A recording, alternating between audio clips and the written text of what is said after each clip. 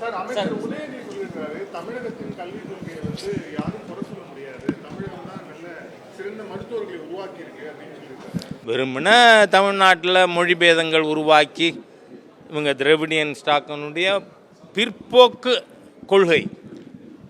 ஏன்னா இவங்க காங்கிரஸோட 2004-14 ஆட்சியில் இருந்தாங்க. அப்போ இருந்த நேஷ்னல் எஜுகேஷன் பாலிசி என்ன? 3வது மொழிங்கிறது ஹிந்தி அல்லது சம்ஸ்கிருதம் இருந்தது. ஆனால் திரு கஸ்தூரிரங்கன் கமிட்டியை நியமித்து இப்போ இருக்கிறது நாம் ஒரு லோக்கல் பேரண்ட்ஸு இதை நியூ எஜுகேஷன் பாலிசின்னு சொல்கிறோம். இல்லை, NEPனா நேஷ்னல் எஜுகேஷன் பாலிசி.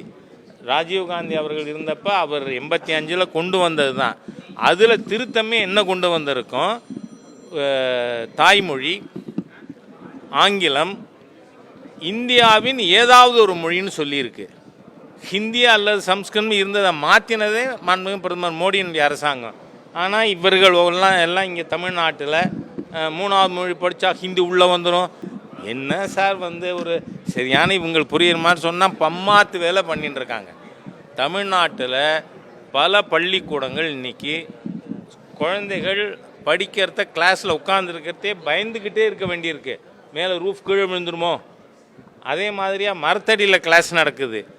ஆனால் இந்த PM ஸ்ரீ ஸ்கீம் பள்ளிக்கூடங்களை கட்டடங்களை புதுப்பிக்க இன்ஃப்ராஸ்ட்ரக்சருங்கிறதுக்கான தனி ஸ்கீம். அது ஏன் நீங்கள் கொடுக்கலன்னா அந்த ஸ்கீமில் நீ சேருங்க, கையெழுத்து போடுங்க, நிச்சயமாக கொடுத்துருவாங்க. அடுத்த நாள் நீங்கள் என்ன கட்டினீங்க? கட்டவே இல்லை, கட்டடம் இல்லை.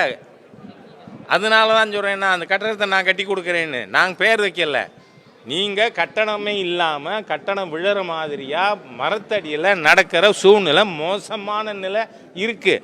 16,000 பள்ளிக்கூடங்களுக்கு கல்விக்காக மத்திய அரசாங்கம் 20 ஸ்கீம்ஸில் ஹெட்ஸில் உதவிகள் செய்யுது. மீதி 19க்கு பணம் வந்திருக்கு. ஏன் PM ஸ்ரீ இதுக்கு பணம் வரல? நீங்கள் சேரலை. அதனால் மத்திய அரசாங்கம் எந்த பாரபட்சமும் காட்டலை.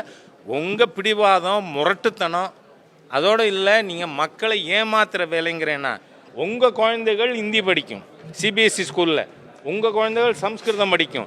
நீங்கள் உங்கள் தலைவர்கள் அந்த பள்ளிக்கூடம் நடத்துவீங்க.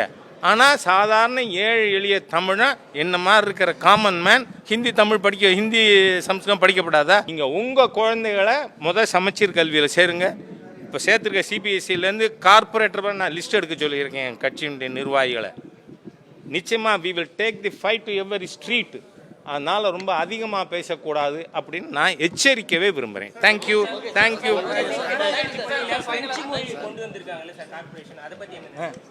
இல்லை, அதான் ஃப்ரெஞ்சு மொழி படிக்கலாம், இந்திய மொழி தெலுங்கு படிக்கப்படாதா?